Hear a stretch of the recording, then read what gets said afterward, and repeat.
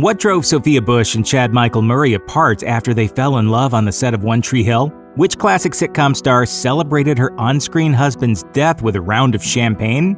Keep watching and all will be revealed. Before he was known as that guy who starred in all those religious films, Kirk Cameron broke big as Mike Seaver on the ABC sitcom Growing Pains.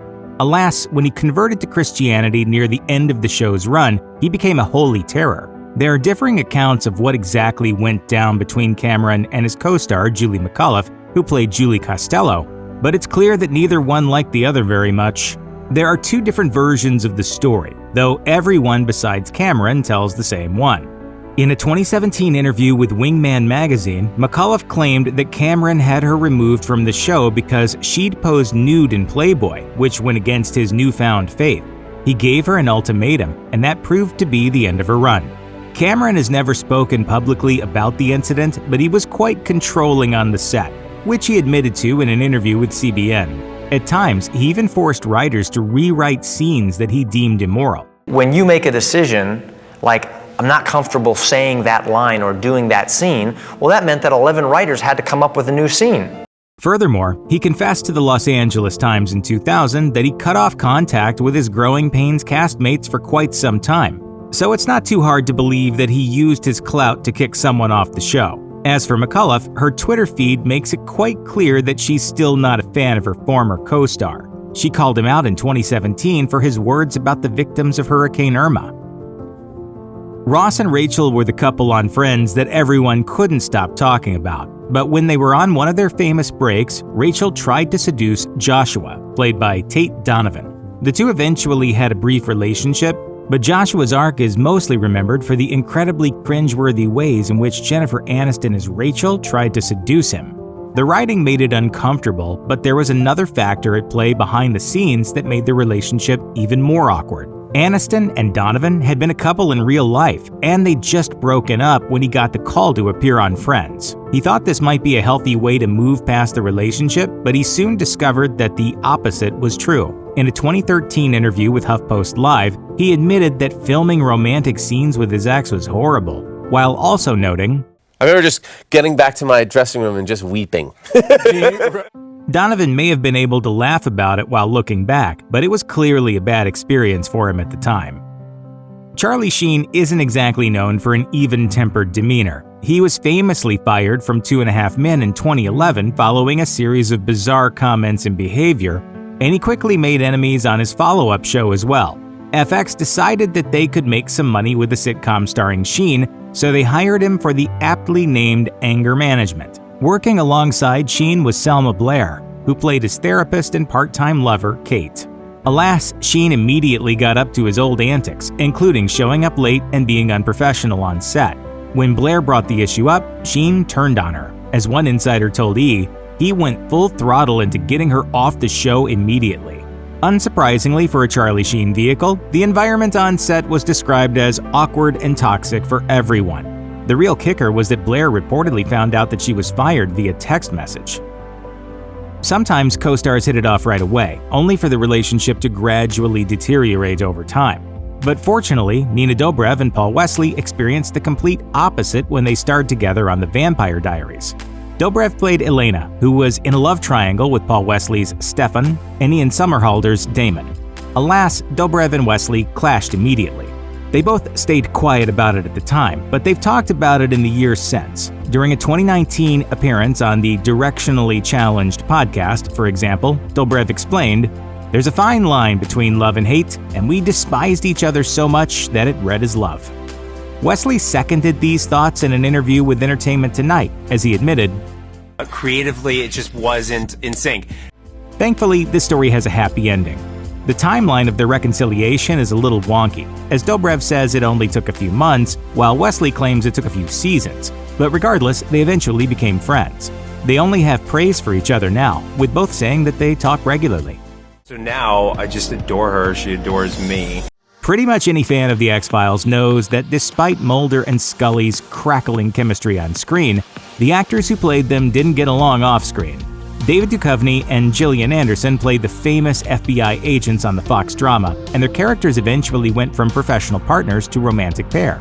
to the delight of legions of viewers. However, working that closely with one other person for years can lead to some struggles, which Duchovny talked about in a 2008 interview with Metro. At that point, he was able to look back fondly on his time on the show, and he even compared Anderson to a sister. However, he also said that familiarity breeds contempt, and the two simply got sick of working together, though he insisted that it had nothing to do with her specifically. The intense shooting schedule and serious subject matter led to petty arguments, and Duchovny explained that it got to the point that he and Anderson, quote, couldn't stand the sight of each other. Thankfully, this is another story with a happy ending, as the two reunited for an X-Files reboot in 2016, and they'd clearly gotten past any animosity, particularly if their interview on Jimmy Kimmel Live from that year is anything to go by. These are people that get along, these two people that I'm looking at right here. Go on. Before there was Ross and Rachel, or Mulder and Scully, TV's ultimate will they or won't they couple was Maddie and David on Moonlighting, who were played by Cybill Shepherd and Bruce Willis, respectively. Fans tuned in every week to see them solve cases and flirt with each other. Unfortunately, like so many TV couples with unresolved romantic tension, things quickly went downhill after they resolved it. In 2005, Shepherd told Entertainment Weekly that Willis was great to work with at first. As she put it, with Bruce, the temperature in the room went 20 degrees higher, for me anyway. However, over time, the two of them simply began to hate each other. She blamed the mutual dislike on the show's volatile nature, but their co-star Curtis Armstrong has claimed that there was more to the story. As he wrote in his book, Revenge of the Nerd, Bruce intimated to me that there had been one disastrously ill-conceived thing between him and Cybill early on in the show's run. While not going into explicit details, he made it clear that that kind of mistake was one I should be sure never to make. Fortunately though, Willis and Shepherd eventually decided that their grudge should die hard with a vengeance, and they even reunited at his Comedy Central roast in 2018. Acting alongside someone you've recently broken up with is one thing, but acting alongside your ex-husband who cheated on you is another entirely. Alas, that's exactly what Sophia Bush had to do on the teen drama One Tree Hill. She played Brooke Davis, who was in a love triangle that also involved Chad Michael Murray's Lucas Scott. At first, the romantic tension between the two boiled over happily into real life, as Bush and Murray quickly got engaged and married, but it all came crashing down almost immediately. The couple said "I do" in April 2005, but then they split up in September of that same year. On a 2006 episode of Ryan Seacrest's radio show, musician Nick Carter alleged that this was because his ex-girlfriend Paris Hilton had an affair with Murray. Unfortunately for Murray and Bush, they had to continue working on One Tree Hill together until it came to an end in 2012. Bush has since tried to avoid talking about the incident, but when it did come up during a 2021 episode of the Inside of You podcast, she explained, "I'm not going to talk about him. I'm not allowed to because I've tried to poke fun at being a dumb kid, and whenever I've done that, it gets twisted. It's not worth my time. It's not a place where I harbor ill will or anything." Similar to Mulder and Scully, Richard Castle and Kate Beckett were professional partners who also had fantastic romantic chemistry. The Castle leads eventually became a couple and started a family as the seasons went on, but the relationship between actors Nathan Fillion and Stana Katic was apparently not quite as rosy. Neither actor has publicly addressed the working relationship directly, but an insider told Us Weekly in 2016 that things were indeed quite difficult on set. Fillion was reportedly so harsh to Katic that she would cry in her dressing room, and the two were apparently even forced to attend counseling sessions together. The show ended in 2016 after 8 seasons, but her departure from it was quite messy. First, it was announced that her contract hadn't been renewed, and then ABC announced that the show was ending. In a 2018 interview with Entertainment Weekly, Katic addressed her departure by noting, "It hurt, and it was a harsh ending."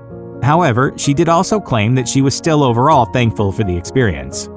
Sitcoms wouldn't be what they are today without I Love Lucy. Lucille Ball was of course the star of the show, but her co-stars Vivian Vance and William Frawley, who played Lucy's neighbors Ethel and Fred Mertz, were also a big part of what made it so great.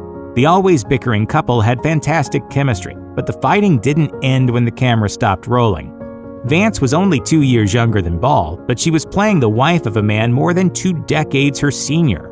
According to the book Meet the Mertzes, Vance admitted, "I loathed William Frawley, and the feeling was mutual.